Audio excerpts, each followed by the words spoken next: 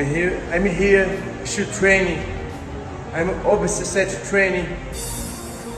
And Adesanya, stop sending some friendly message to me. I don't want to be your friend. I want to kill you. I want to kill you. A lot of bad things happened before our fight. I was hurt before the fight, no sleeping, a lot of bad things. But I'm here not to excuse. I'm here to say to you, next time will be different.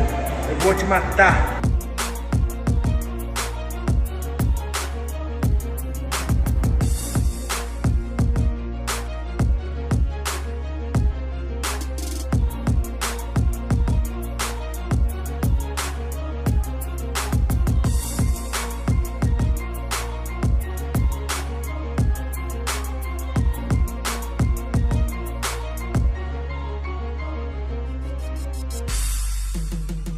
So when you hear that, the initial response is, well, this guy's out of his mind. This guy's crazy, right? Talking about this guy can't win a fight lately. He's out of his mind. But that aside, when you delve a little deeper and you look at it, you know, some of the guys, you know, that he lost to, you know, Dominic Reyes, he went up a weight division, no shame there, got clipped. He did beat Anderson Silva twice in, you know, bizarre circumstances. He did beat Uriah Hall as well. And then also, let's look at this. Look at the way Chris Weidman took out Kelvin Gastelum, right? Choked him out in the second round. So he does have a point. Chris Weidman is a very, very good wrestler. And I actually think Weidman would be the best takedown artist that Adesanya would have fought. However, Weidman is a little bit chinny these days. He's been knocked out. He's been finished a few times. So I hear his point. I don't think his point is necessarily out of this world, but it's also a little bit of a stretch. If we were talking about the Weidman maybe 2-3 years ago, then yeah. But right now, I don't know. Now it's not to say that it couldn't be possible, but as I say, I hear his point. I see what he's saying. I see why he's saying it, but I feel it's a bit of a stretch.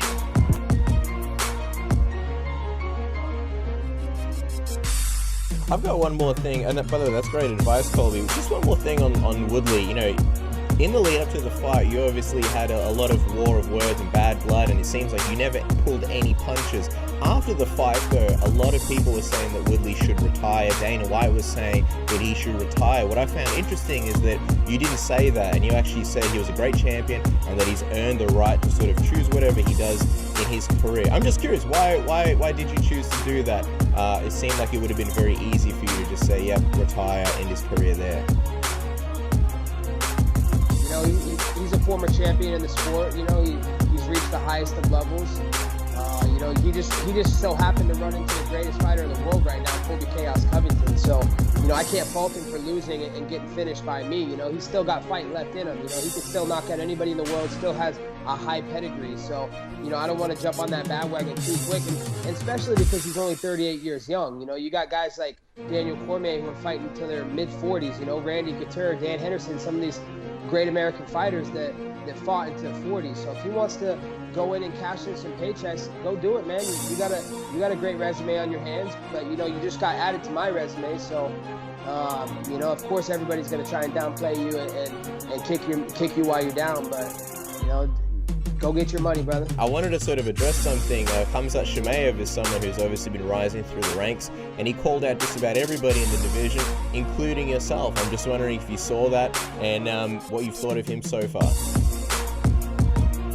I don't even know who that is, man. I remember someone saying that there was some kid on my prelims that was fighting, and you know, he had a bunch of hype on him. He hadn't fought anybody that's ranked in the top 50 in the world, and you know, they didn't even bring me into the building before like the co-main event. So, you know, I didn't see the prelims and this kid that you talk of. But, you know, if he gets some rank wins and, you know, he becomes somebody, come see me. I'm the greatest fighter in the world. I'm not looking to avoid anybody. I'm looking to beat everybody and anybody in the way. So anybody that, you know, that you want to bring the hype machine behind these kids and think they're great and they can do this and that hype machine will get halted in a second if they come see Colby Chaos Covington. I got dragon energy, boys. I don't know if you guys know about dragon energy, but I'm telling you, when you get to hang out with the Trumps, go backstage, be at their rally, you know, get a phone call after my fight, just have such a good personal connection and close relationship to the Trump family, you know, the greatest living family in America. it just gives you this certain energy, and it's called dragon energy, and it's unstoppable. I don't care who you are, you know, after you fight Hulk, King Kong, you know, whoever. It doesn't matter. When you have dragon energy, you're an unstoppable force.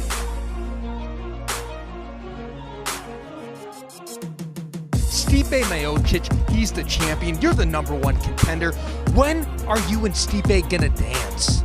Man, I think that question belongs to the UFC, but I request for December 12th, which is the last pay-per-view of the year, almost over 2 months from now. So I'm expected to have that date.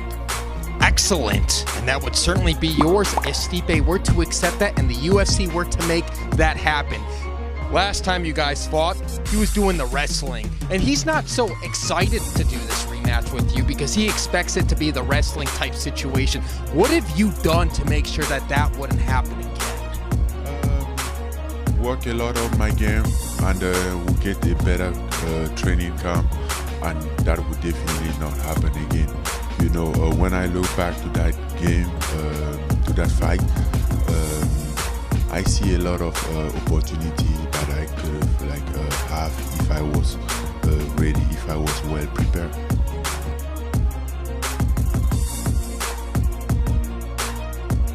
I mean, it's the biggest fight of my life, absolutely. There's no doubt about it. But no, I'm not going to let outside influences influence the way I need to think or act or prepare. So it's really just staying, you know, true to my beliefs, which is, you know, be better than yesterday, make better choices than yesterday. And, you know, I've been doing that for 8 weeks now. I got, you know, 3.5 more. So I'll be ready. I'll be ready as I possibly can be. Yeah, and 28 guys have tried to defeat Khabib, and that's never happened. So for you, I mean, what do you think the X factor is here for you? What do you think you can do differently maybe that these other 28 guys have failed at? I don't know. You know, every fighter's different. He's fought a lot of different guys. My confidence is probably my biggest factor right now. You know, paired with the power that I possess, paired with the coach that I have. You know, that's a dangerous combination. And I don't care if I win or lose. You know, at the end of the day, as long as you know, as long as I make my family happy, as long as I'm proud of my performance, then it doesn't matter. That's what makes me most dangerous. I don't know if he's ever fought someone like that. He probably has. And another factor is a lot of luck, a lot of hard work, or a lot of hard work, a lot of skill, and a little bit of luck in this game. So anybody can go to sleep. He's a fool if he doesn't think.